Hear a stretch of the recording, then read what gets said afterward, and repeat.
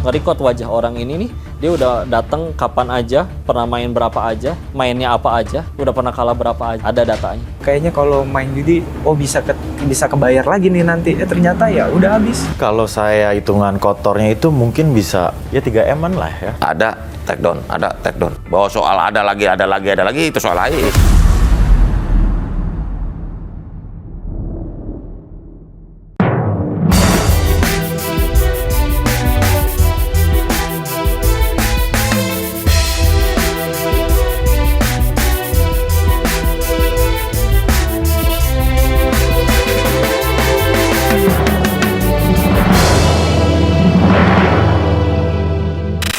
Permasalahan judi online kembali menyita perhatian setelah PPATK membeberkan data perputaran uang judi online selama tahun 2023 ini mencapai 327 triliun rupiah. Bahkan di tahun 2024 saja pada triwulan pertama ini perputaran judi online sudah mencapai 100 triliun rupiah. Angka yang begitu fantastis dan Satgas Pemberantasan Judi Online langsung dibentuk yang terdiri dari lintas lembaga. Pertanyaannya, efektifkah pembentukan dari Satgas tersebut dan seperti apa sebenarnya sistem di balik judi online? Anda menyaksikan Fakta bersama saya, Tiara Harahap.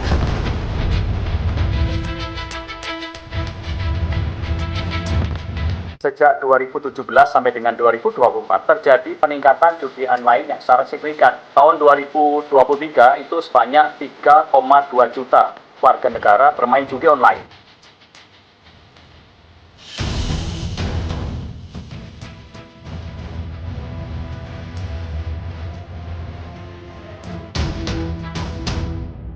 Saya akan menemui pendakwa Dennis Lim yang merupakan orang yang sebelumnya memiliki masa lalu dengan kasino, bahkan sempat menjadi bandar dari kasino, mengetahui seperti apa kerja di balik judi online tersebut. Kita akan temukan faktanya. Ya, di sebelah saya sudah ada Ko Dennis Lim. Ko Dennis, Assalamualaikum warahmatullahi wabarakatuh. Terima kasih banyak atas waktunya sudah mau berbincang dengan Fakta hari ini.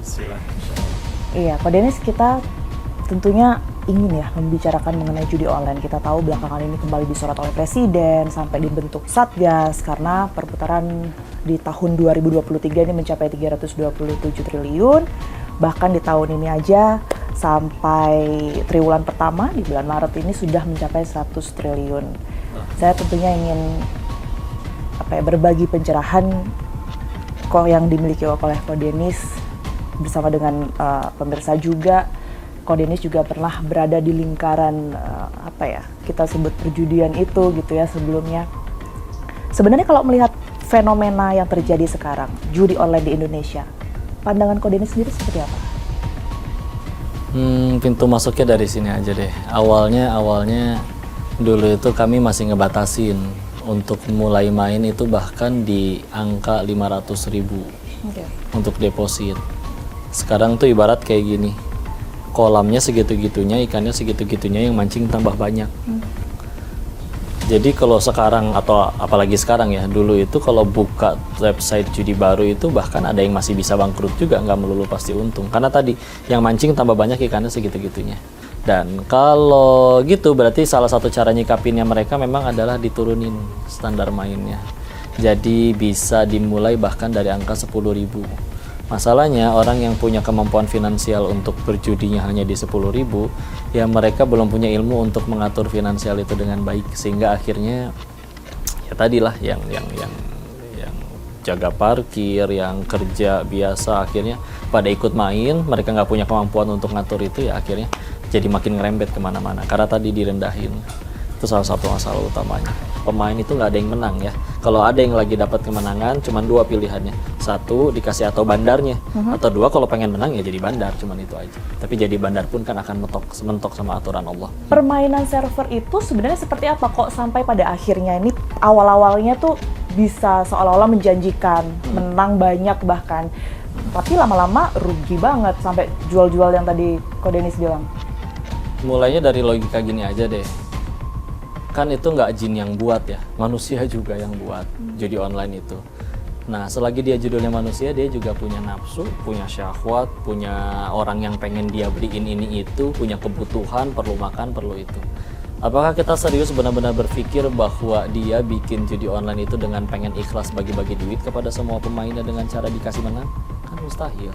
Karena kalau emang niatnya pengen bagi-bagi rezeki dengan tulus ikhlas, yang dibangun lembaga zakat infak sodako. Mustahil, tapi pemikiran orang sebagian besar seperti itu ya. 10 orang main, 8 kalah, 2 menang. Tapi kan salah satu sifat bawaan manusia, saya pasti sih 2 orang yang beruntung tersebut. Karena mereka memang memberikan opsi untuk nih kamu ada yang menang cepat ya, tapi memang diakalin. Kita bahkan di sana bisa istilahnya apa ya, playing God untuk nentuin hari ini siapa yang menang aja itu kita bisa atur. Di belakang itu berarti bukan sistem atau apapun, tapi manusia yang menentukan itu. Bisa di override Operator sistemnya. itu ya? Ditinggalin si algoritma itu bisa ngaturin siapa menang siapa kalah, itu bisa diaturin. Tapi kalau misalnya kita pengen override saat itu juga untuk langsung dibikin kalah juga bisa. Dan tergantung kita mau mainnya main apa. Kalau slot udah jelas. Yang paling banyak di Indonesia slot kan ya? Slot memang. Poker juga lumayan laku. Kenapa paling banyak itu?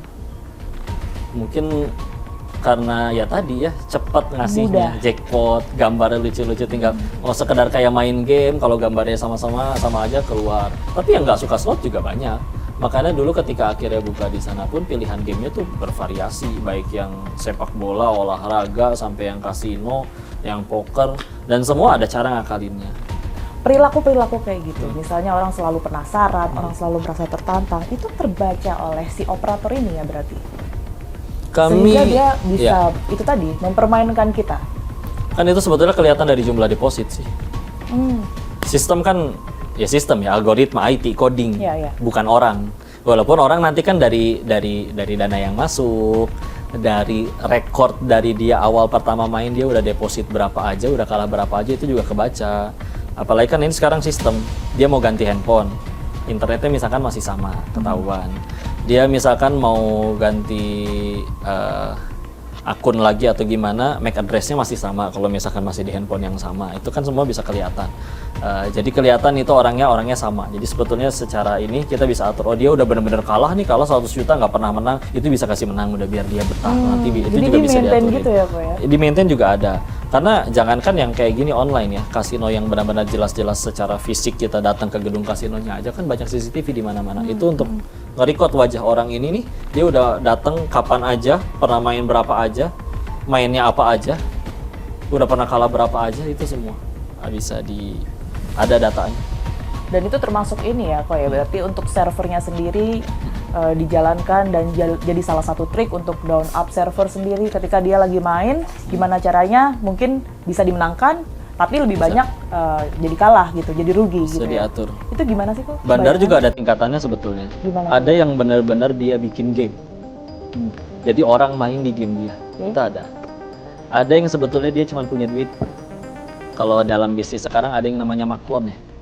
Ya, buatin saya dah produk ini, atau misalkan buatin saya deh website judi ini yang di dalamnya ada permainan ini. Nanti dia tinggal deal-dealan sama para penyedia permainan atau penyedia game-game judinya. Bagi berapa kuenya, bagi berapa? 70-30 ya. Jadi kalau misalnya ada satu pemain kalah 1 juta, dia dapat 70%-nya, si penyedia permainan dapat 30%-nya. Atau kalau ternyata dia menang 1 juta, ya udah aku bayar 700.000 ke dianya, bandar kamu turun 300.000 ya. Nah, kalau yang kayak gitu, itu bahkan paling modalnya cuma beli komputer, beli laptop, gaji karyawan, sama paling bayar. Kalau kita penyedia, ada yang harus kita bayar dulu paketan berapa. Ada juga kalau memang kenal, udahlah gua bukain dulu. Nanti jadi ada tingkatannya nih. Penyedia permainan, ada supermaster, ada master, ada lagi agen-agen. Siapa aja bisa jadi bandar dong ya berarti? Kalau kenal circle-nya bisa aja. Atau minimal jadi agen aja gitu. Ya udah nih, gua kasih lu akses untuk bisa bikinin akun bagi orang kalau pengen main. Karena akhirnya dengan sistem kayak seperti tadi, nggak ada orang pengen main bermodalkan laptop, dia nggak bisa langsung ke penyedia permainan bikin game gitu aja. Ada yang harus nyari agennya dulu. Jadi akhirnya dia bandar itu jadi ada yang kayak tadi, dia sekedar punya modal, punya main, jaga-jaga memang kebagian algoritmanya ngasih dia si pemain menang, terus tahu-tahu baru buka langsung menang. Ada juga yang kayak gitu, terus akhirnya tinggal kita kasih kemenangannya transfer, tapi kan nanti kalau ditarik jangka panjang dia main lagi dan lain-lain. Nah dia udah tinggal kayak gitu aja ke penyedia permainan, udah tinggal deal-dealan, bisa punya website sendiri. Permainannya nggak bikin, karena udah ada yang nyediain permainannya. Dan mereka juga perlu menambah agen-agen untuk ngejualin akses kepada para pemain untuk bisa main.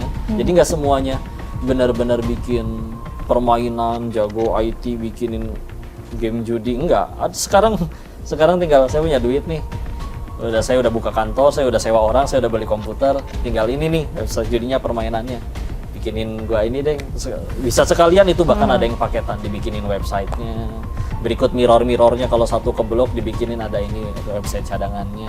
Ada nggak sih kok tapi yang benar-benar bisa memenangkan game itu ya, judi itu? Sebagai pemain? Sebagai pemain? Nggak ada. Nggak ada. Berarti semuanya sudah dipastikan kalah sebenarnya. Iya. Dan mereka tahu itu.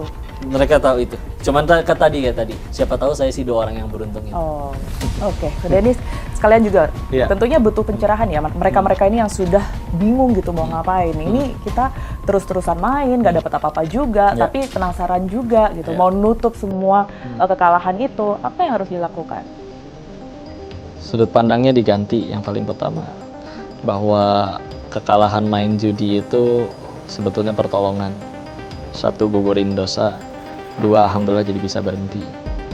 Karena kalau menang terus kan nggak bisa berhenti. Jadi kalau menurut Ko Dennis sendiri ini tidak akan pernah bisa berhenti dari sekitaran kita ya, baik itu dari keluarga, dengan cara apapun itu memang kita sendiri mindset sendiri. dari Kita mindset itu sendiri. tadi ya. Kadang kalau ada yang nanya gimana caranya berhenti, gampang, jangan depo, udah selesai. Oke, nah Gitu. sekarang kita tahu kok kalau pemerintah ini kan lagi serius nih menangani ini. Amin, Sekalipun mudah-mudahan beneran serius. tahun ini betul, karena ini memang udah perjalanan yang panjang. Kemarin-kemarin juga sudah mau ditindak sampai Ya. pada akhirnya di bulan April ini nih dibentuk Satgas Ya. lintas lembaga. Kalau dari pandangannya Ko Dennis sendiri, ini semudah apa sih bisa diberantas sebenarnya kalau melihat kasus di Indonesia sudah sangat menjamur ya mengenai judi online? Kalau bicaranya semua dibukanya melalui internet, setahu saya dulu ngurusin kayak gituan sih, seharusnya itu nggak sulit sih Nggak sebetulnya. sulit ya, tapi Nggak kan sulit. banyak banget situsnya. Situsnya Ya. banyak dan ya itu tadi ada yang akal-akalan gitu ya.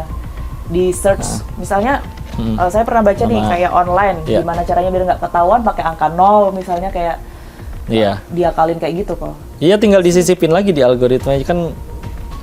Ya dia adu pinter-pinteran sih memang ya. Ketika akhirnya dia diganti nih tulisan online-nya O-nya diganti pakai 0. Kita di codingannya tinggal dicari lagi. Kalau ada yang menulis online-nya pakai angka 0, itu juga termasuk yang ikut di blok. Tinggal ditambahin lagi.